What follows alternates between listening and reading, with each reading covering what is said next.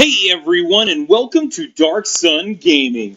My name is Chris, and in today's video, we're going to be going over the latest chapter in Dragon Ball Super, Chapter 74, Vegeta versus Granola. So, this chapter started off with the the sugar people that are like escaping the battle and everything, and then you get this really cool conversation between Vegeta and Granola. And I gotta tell you, for the most part, this is an entire battle frenzy type of manga chapter. So there's not a whole lot of dialogue, but the dialogue that is given is very descriptive, very much to the point, and I really liked it. I mean, this does a lot for Vegeta. So he pretty much just tells him, "Hey, look, I'm not part of Frieza's army anymore, and I haven't been a part of him for a while and everything." And Granola just laughs him off, and he's like, "No, he's like, you would do anything to save your skin, wouldn't you?" Well, then Oatmeal basically says, "Hey, don't you find it kind of odd that like both these guys are telling you that they're not with Frieza?"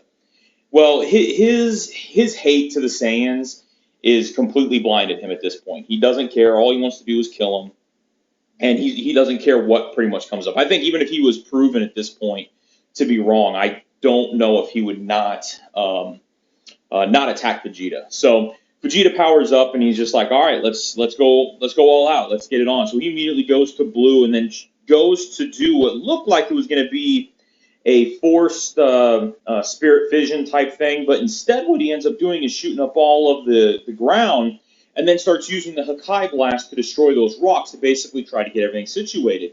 Well, one thing then Granola does is he gets out of the way, and he's like, "Well, I see that your destructive power isn't there." So he knows that he is using the destructive power, and he says that Vegeta is going for quantity over quality. And he's like, "Here, let me show you some quality and what's the difference in our power level." Just completely blows up a giant rock behind Vegeta. Vegeta comes flying, and then it's just a one punch to the gut, or one punch to the gut, and Vegeta's just like raving in pain. And then instantly, there's just a blast from Vegeta at point blank range, and it catches Granola off balance. I think at this point, you really get the sense Granola is extremely overconfident. And they have that conversation later on. But these panels are amazing. But they just go off and they start fighting, and Granola's dodging, and he hits Vegeta, and Vegeta's kind of bouncing around, and he gets a couple kicks, and he's blocking some hits from Granola, and it's going to be a pretty interesting animation once that it actually does get animated. And Granola's beating up Vegeta. I mean, Vegeta's taking the hits and everything, but then it gets really interesting because Granola starts firing ki blasts, and Vegeta's in the water. But Vegeta kind of has this, the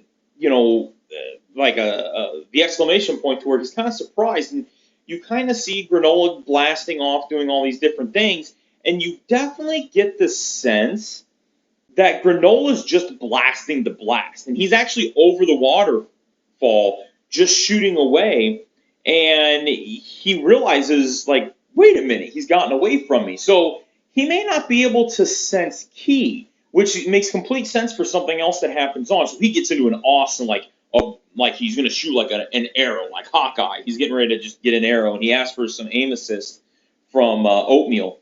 And Oatmeal just helps him up and gets him going, and he just fires a massive blast. And he even like lets go of his fingers like he's shooting an arrow.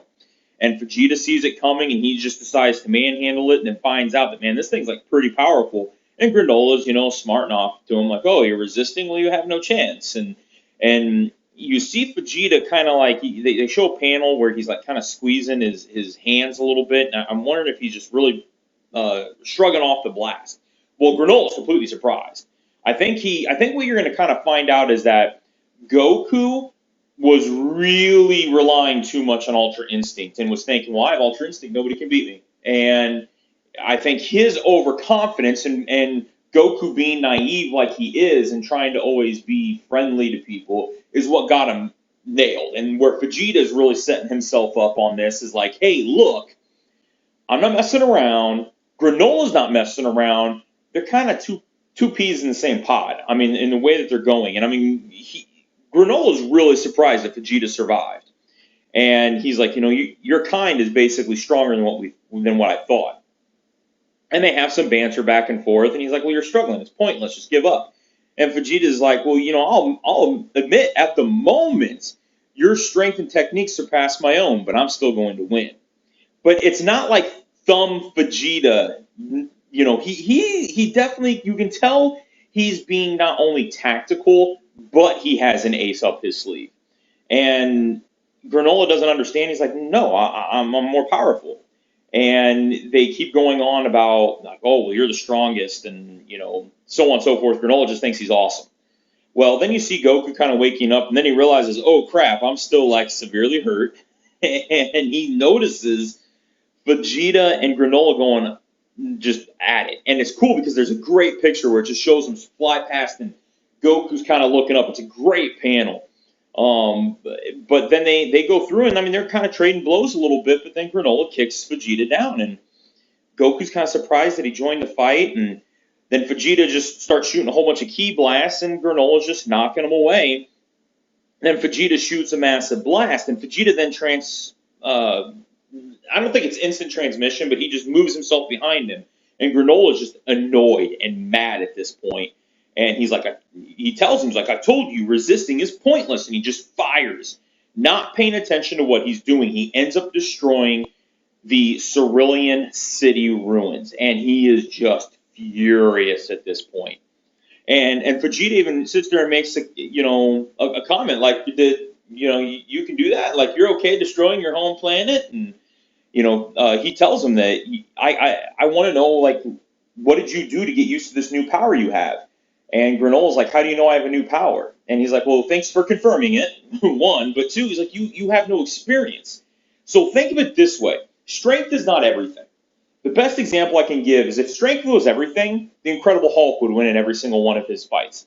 Superman would win in every single one of his fights. But guess what? Superman gets beat by Batman, who has no powers, and Lex Luthor, who has no powers, just outsmarts him. And, sometimes he builds some things and he gives him a weakness. But at the end of the day, there's always something. So Granola is kind of annoyed at this point, and he just shows, no, I'm going to have more power. Well, he goes and takes a punch. Vegeta blocks it, and Granola just instantly kicks him. And he's like, I'm going to show you the power gap that we have between us. Well, then Vegeta grabs a hold of his leg quickly, and with probably all of his strength, and he tells him there is no guarantee in battle. And ends up just trashing his leg. And Granola ends up kicking him away, like telling him to get off. And you can tell that he is visibly in pain. He hurts Granola. And at this point, Vegeta kind of spins around, lands on his feet, and he's, again, continuing to mock him. And he's telling him that, that's nice that you're all powerful, but I love fighting. And when it comes to fighting, I just will continue to get stronger, and I have the experience to be able to beat you when that happens. Another example to this is if you remember back even in the anime and the manga back in Dragon Ball Z when Piccolo and Frieza are fighting. I know there's, I guess, some talk. I don't think Piccolo was at the level of Frieza when they fought, but he is such an experienced fighter, and Frieza was so overconfident, he was kind of mocking Frieza when he was going through and doing all that. He knew his fight. He knew what's going on. Piccolo is so strong at what he does is because he's a master martial artist. He knows what's going on. That's kind of what Vegeta's doing throughout all this, is that, hey, look, I am fine. I'm going to just smoke you. I have experience. You don't know what you're doing. You have no idea how you're using your power. Very similar to Resurrection F, where he just gets the Golden Frieza form and just goes after him and doesn't realize how his power works. So Granola is just annoyed with him at this point, starts going off on Vegeta, and then takes a punch. And Vegeta catches it, but not before Granola is able to get his fingertips into the vital point. And this is just awesome. Instantly, Vegeta's down to base form, pukes up blood.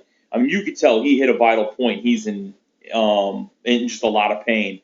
But Vegeta just starts laughing. And he tells him, what fun. This feeling, it's been ages.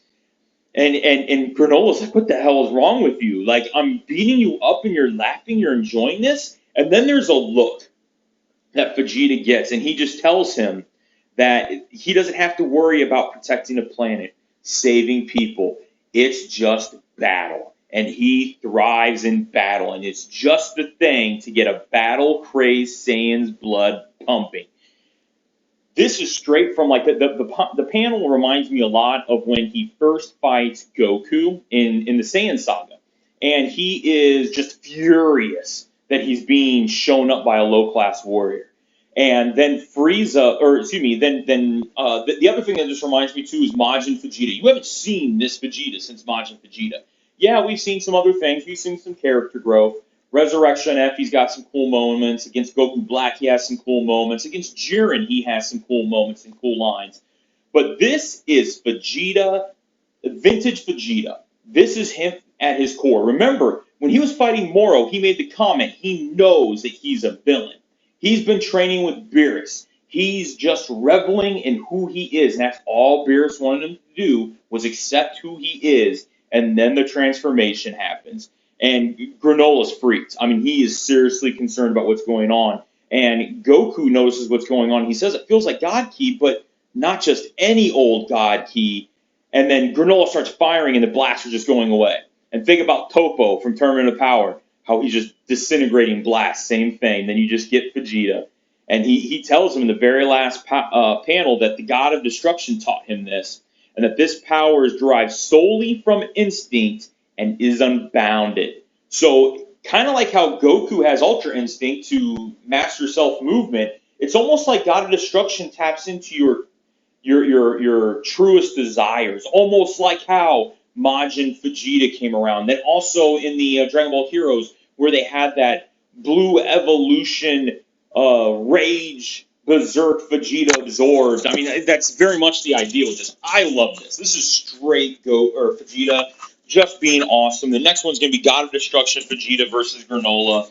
And I think it's still going to come out to be a draw. And then something's going to happen with the old man Namek or Namekian, or the wish is going to happen. But this is awesome. I am super excited about this. This is definitely the best chapter I've seen in quite some time, if not in all of Super. I loved it. But otherwise, let me know down in the comments below what you think about everything. Don't forget to hit that subscribe button and hit the notification bell so you have an opportunity to see my Chapter 75 breakdown when that comes out. But otherwise, that's it. That's today's video. Thank you very much for watching. We'll talk to you guys later.